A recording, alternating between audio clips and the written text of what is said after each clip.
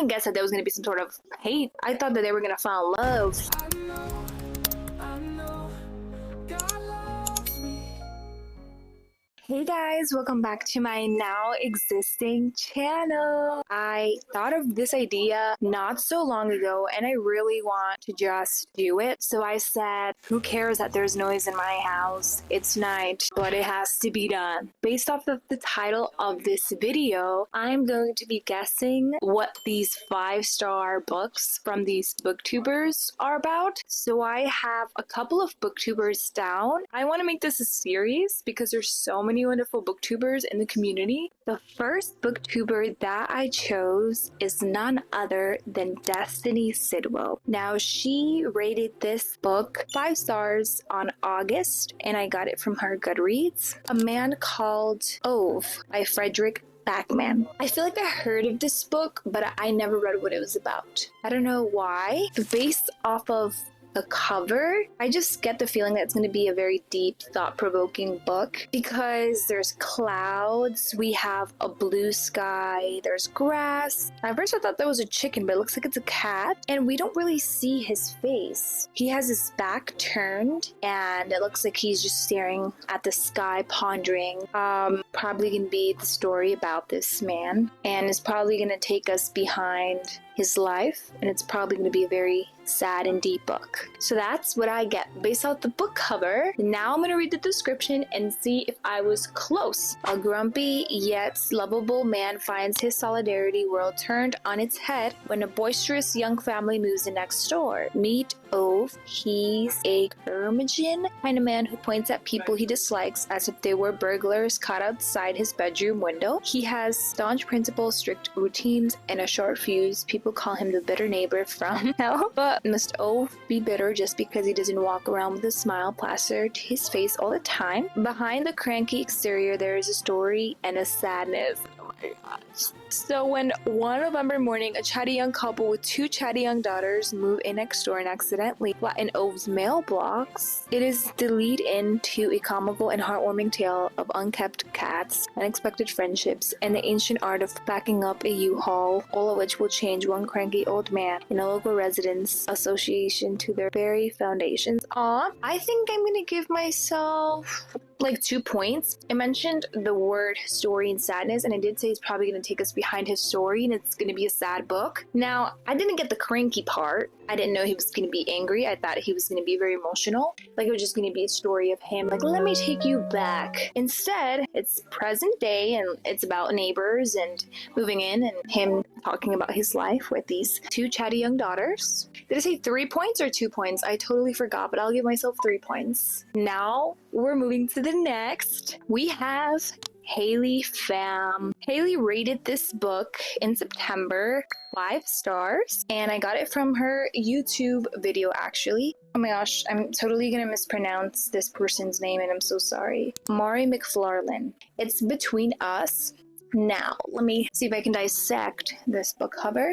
There is like a little camera and a girl and a boy, and they're staring at each other. I can tell this is going to be a romance already. One of them is either a filmmaker or an actor or just is in the arts in general. Maybe both of them actually. And they probably fall in love along the way. It could be that they're actors. They probably fall in love in a movie that they're both creating or like a short film or something. And that's why it says like between us. Like what's going on between us? Like what's the chemistry? So I think that's what I'm getting behind this. It's very hard. I chose very hard covers, by the way. I wanted to challenge myself. When Roisin and Joe join their friends for a weekend at a country house, it's a triple celebration, a birthday, an engagement, and the launch of Joe's shiny new TV show. Okay, it's a TV show. I said somewhat like in art. But as the weekend unfolds, tensions come to light in the group, and Roisin begins to question her own relationship. And as they watch the first episode of Joe's drama, she realizes that the private things she told him, which should have stayed between them, are right there on the screen.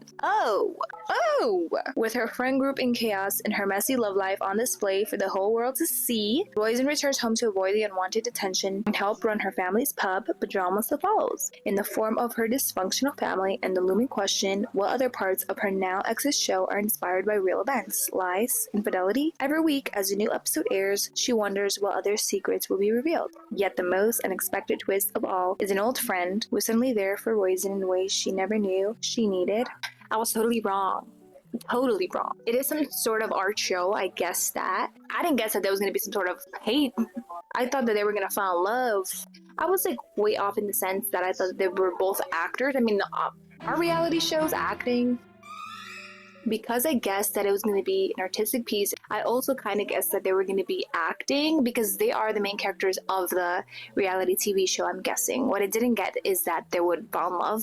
That's totally wrong. And now there's some sort of hatred between them, but along the way, she finds someone else. Because I was kind of way off, I'll give myself 2 points. The third booktuber I chose is Sarah Caroli. Now, she rated this book 5 stars in June, and I got it from her Goodreads. And it's Firefly Lane by Kristen Hanna. I see that there's some sort of blue, white. It looks like there's fireflies coming out of a jar that's open. There looks to be 2 women with blurred faces. I can see their bodies, and they're looking off to the right. I don't know, based off of age, if one could be the mom and one could be the daughter, or if they're both sisters, I don't know.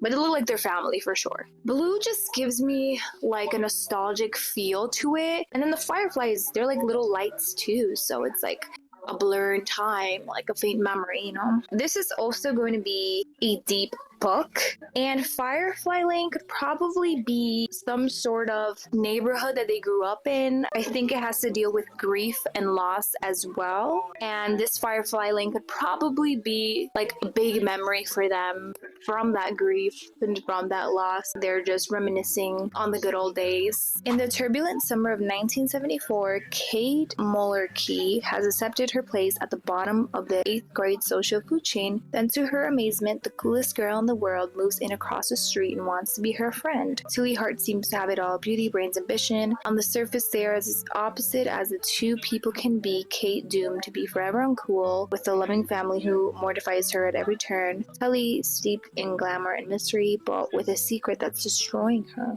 They make a pact to be best friends forever. By summer's end, they become Tully and Kate inseparable. From the beginning, Tully is desperate to prove her worth to the world. Abandoned by her mother at an early age, she longs to be loved unconditionally. In the glittering big hair era of the 80s, she looks to men to fill the void in her soul. But in the button-down 90s, it is television news that captivates her. She will follow her own blind ambition to New York and around the globe, finding fame and success and loneliness. Kate knows early on that her life will be nothing special. Throughout college, she pretends to be driven by a need for success, but all she really wants is to fall in love and have children and live an ordinary life. In her own quiet way, Kate is as driven as Tully. What she doesn't know is how being a wife and a mother will change her. Now she'll lose sight of who she once was and what she once wanted, and how much she'll envy her famous best friend. For 30 years, Tully and Kate buoy each other through life, weathering the storms of friendship, jealousy, anger, hurt, resentment. They think they survived it all until a single act of betrayal tears them apart and puts their courage and friendship to the ultimate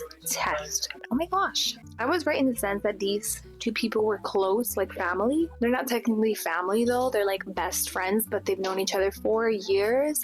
And I really love how they're polar opposites. I think I'm going to want to read this book, honestly. Got the sense that it's deep, and I was right in that there is some reminiscing in it. I love how the summary encapsulates how they both envy each other because one has something that the other one doesn't. And it really puts into perspective how a lot of times we compare our lives to others. And it's like, yeah, my life is just ordinary. It's regular. And it's nothing special. And then you could be like, oh, but my best friend is like a movie star. My best friend's like, I don't know, like she has a better job or whatever, right? But your best friend could envy that ordinary life. Like, you know how many celebrities nowadays could wish that they could go to a grocery store without being paparazzi? Some people miss that ordinariness of their lives that we take for granted. I could say there's a little bit of grief because when two friends who are close, like besties, split, that's like losing a friend.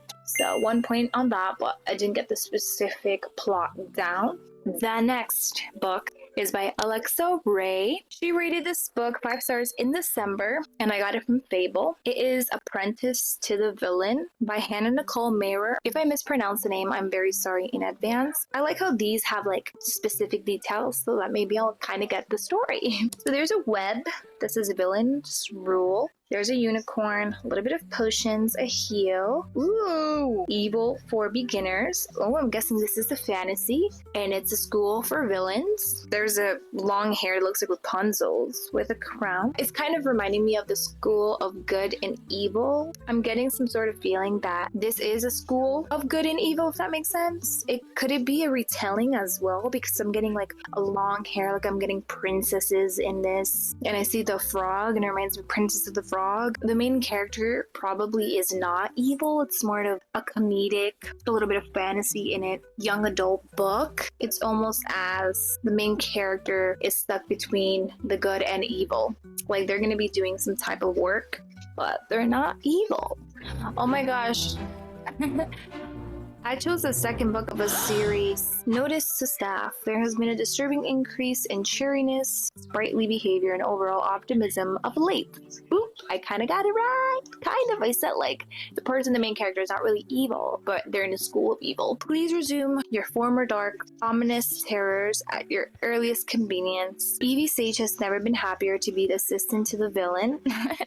Who would have thought that working for an outrageously handsome, evil overlord would be so rewarding? Still, the business of being bad is demanding. The forces of good are annoyingly persistent, and stage forbidding boss is somewhat out of evil office. But Renedon is in grave trouble, and all signs, Kingsley included, point to catastrophe. Something peculiar is happening with the kingdom's magic, and it's made the villains Maynard vulnerable to their enemies, including their nemesis, the king. Now it's time for Evie to face her greatest challenge, protecting the villain's lair, all of his nefarious works, and maybe the entire kingdom. It is young adult, it's fantasy. I didn't get that it was going to be a romance, but there's always romance included. I should have thought of it when reading the title Apprentice to the Villain. I think I'm going to give myself 3 points here. It's not really a school, it's more of a she's the villain's assistant in an office. It's more of a job. It's not a retelling. Just to be fair, I'll give myself 3 points. I'm not going to further explain it. I think I've stated my reasons.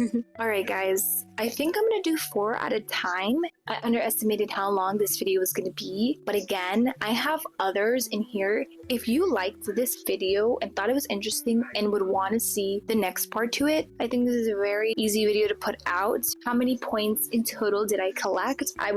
I didn't get one completely right, but I'm proud of myself nonetheless. It's either a 9 or 10. Thank you guys for watching this video. Let me know if any of these book descriptions sound interesting, and if you thought that I kind of did a good job. Like, what would you think these books would be about based off of the title and cover? Anyways, see you guys next time. Bye bye.